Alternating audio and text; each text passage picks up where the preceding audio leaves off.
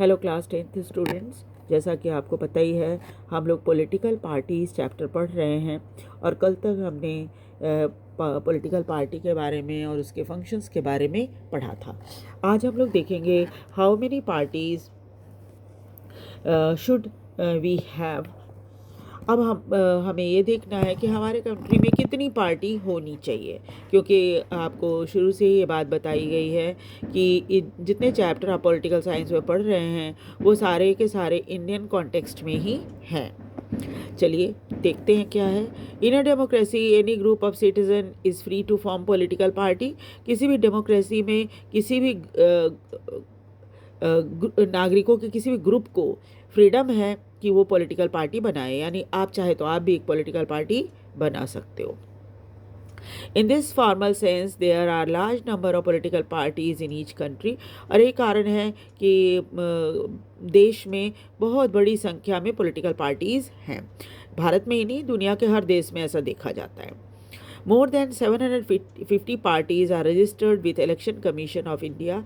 और अगर भारत की बात करें तो करीब 750 पार्टीज़ ऐसी हैं जो कि इलेक्शन कमीशन में रजिस्टर्ड हैं, भारत के इलेक्शन कमीशन में। But not all these parties are serious contender in the election. लेकिन ये बात भी ध्यान रखने की है कि सभी पार्टी गंभीर नहीं होते सरकार बनाने के लिए या इलेक्शन जीतने के लिए। Usually only handful of parties are effectively in the race to win election. सिर्फ कुछ ही पार्टियां होती हैं जो कि इलेक्शन की जो दौड़ होती है उसमें शामिल होती हैं एंड फॉर्म गवर्नमेंट, और वो चाहती हैं कि वो इलेक्शन जीतें और सरकार बनाएं। So the question then is how many major और effective parties are good for democracy. तब ये प्रश्न उठता है कि कितनी मेजर या इफेक्टिव पार्टियां होनी चाहिए जो कि डेमोक्रेसी के लिए अच्छी हों, यानी कि क्या अच्छा हो सकता है, कितनी पार्टियां हो कि वो अच्छा माना जाए democracy. In some countries only one party is allowed to control और रन गवर्नमेंट। कुछ कुछ देशों में सिर्फ एक ही पार्टी को अलाउ किया जाता है सरकार को कंट्रोल करने और चलाने में। These are called one party system. इनको वन पार्टी सिस्टम, ऐसी जब सिस्टम होती है किसी देश में जहाँ पर सिर्फ एक ही पार्टी होती है तो उसको हम वन पार्टी सिस्टम कहते हैं। In class 9th, we noted that in China only the Communist Party is allowed to rule. 9th class में आपने ये बात पढ़ी थी कि सिर्फ चाइना ही एक ऐसा देश है जहाँ पर एक ही पार्टी शासन करती है और वो है communist party. Although legally speaking people are free to form political party. लेकिन आप ये मत सोचिएगा कि चाइना में कानूनी तौर पे लोगों को सरकारी जो पॉलिटिकल पार्टी है वो बनाने की मनाही है। उनको वहाँ भी फ्रीडम है, पॉलिटिकल पार्टी वो बना सकते हैं। It doesn't happen because the electoral system does not permit free competition for power. लेकिन पार्टी बनाना अलाउड तो है उनको, लेकिन वो कॉन्टेस्ट जो होता है इलेक्शन में वो नहीं कर सकते, क्योंकि उसमें उनको इलेक्टोरल सिस्टम में सिस्टम जो है वहाँ की चाइना की, वो उनको फ्री कंपटीशन नहीं करने देता। We cannot consider one party system as good option because this is not democratic option. One party system को अच्छा नहीं माना जाता, खास तौर पे डेमोक्रेसी में। Any democratic system must allow at least two parties to compete in election and provide a fair chance for competing party to come to power. किसी भी डेमोक्रेटिक सिस्टम में कम से कम दो पार्टियां जरूर होनी चाहिए जिसमें वो इलेक्शन लड़ें और हर दोनों में से किसी को भी पूरा पूरा मौका मिले कंपटीशन में जीतने का और सरकार बनाने का। In some countries, power usually changes between two main parties. कुछ देशों में दो पार्टियों के बीच में ही पावर बदलती रहती है। Several other party may exist, और दूसरी पार्टियां हो भी सकती हैं। कंटेस्ट इलेक्शन, वो भी इलेक्शन लड़ती हैं and win a few seats in national legislature, और हो सकता है उनमें से कुछ सीटें भी वो जीत जाएं लेजिस्लेचर में। But only the two main parties have a serious chance of winning majority seat to form government. लेकिन सिर्फ दो ही पार्टियां ऐसी होती हैं जो गंभीर रूप से इलेक्शन में खड़ी होती हैं और जीतकर सरकार बनाने की कोशिश करती हैं। Such party system is called two party system. जब देश में दो ही मेन पार्टियां होती हैं जो कि इलेक्शन के लिए और सरकार बनाने के लिए इलेक्शन लड़ती हैं, तो वैसे में क्या है कि ऐसे सिस्टम को टू पार्टी सिस्टम कहा जाता है। यानी कि सिर्फ दो ही पार्टी, मेजर पार्टी होती है जो हर बार इलेक्शन लड़ती है, चुनाव जीतती है और सरकार बनाती है। The United States of America and United Kingdom are example of two party system. अगर आपसे उदाहरण पूछा जाए तो टू पार्टी सिस्टम के उदाहरण जो है यूनाइटेड स्टेट्स ऑफ अमेरिका है और यूनाइटेड किंगडम यानी यूके है।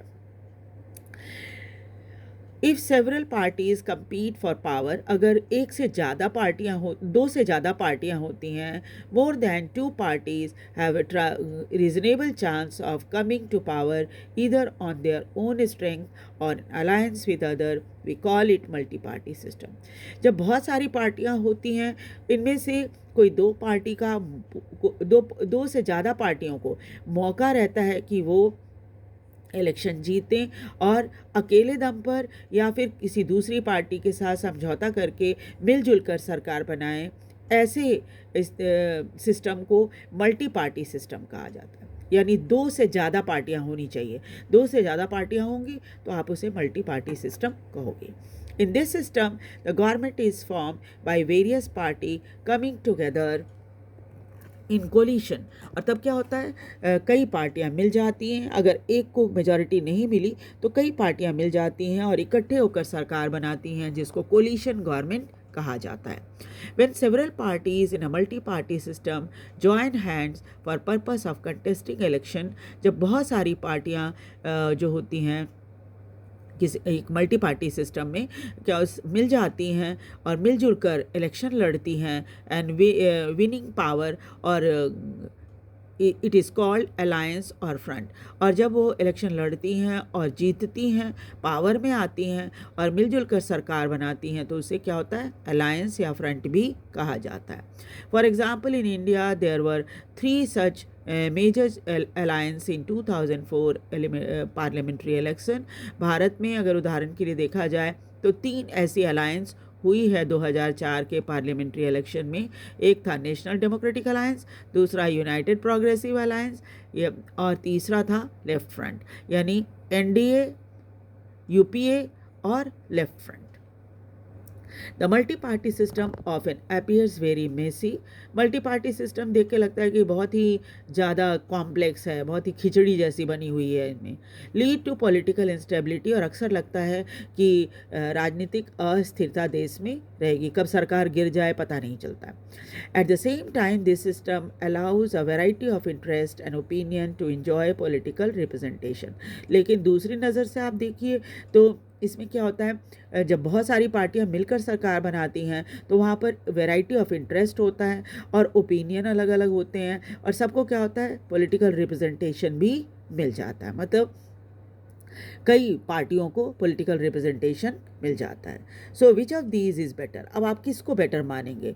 आपको क्या लगता है कि वन पार्टी सिस्टम अच्छा होता है, या आपको लगता है टू पार्टी सिस्टम अच्छा होता है, या फिर मल्टी पार्टी सिस्टम अच्छा होता है? The best answer is this very common question is that this is not a very good question. वैसे आपको ये प्रश्न पूछा जरूर गया है, लेकिन ये कोई बहुत अच्छा प्रश्न नहीं है। ऐसा प्रश्न पूछा नहीं जाना चाहिए। क्यों नहीं पूछा जाना चाहिए? Party system is not something any country can choose. Party system जो होता है ये किसी की चॉइस नहीं होती है, ये अपने आप बन जाते।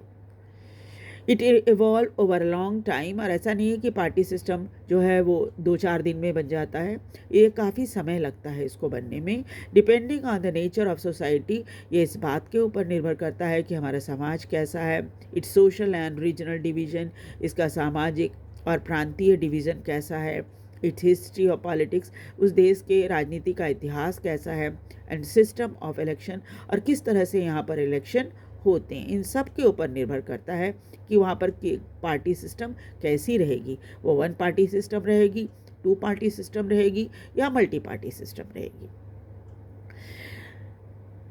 These cannot be changed very quickly. इसे तुरंत नहीं बदला जा सकता. Each country develop a party system that is conditioned by its special circumstances. हर देश जो है वो अपनी सुविधा अनुसार उनके देश में कैसी कंडीशन है उसके ऊपर निर्भर करता है कि आप कैसी पार्टी सिस्टम आपके देश में चलेगी.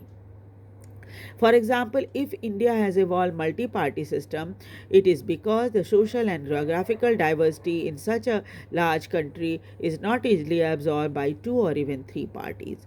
और अगर भारत की बात करें, भारत में क्यों मल्टी पार्टी सिस्टम है? इसलिए है क्योंकि यहाँ पर सोशल और जियोग्राफिकल डिवीज़न बहुत ज़्यादा है.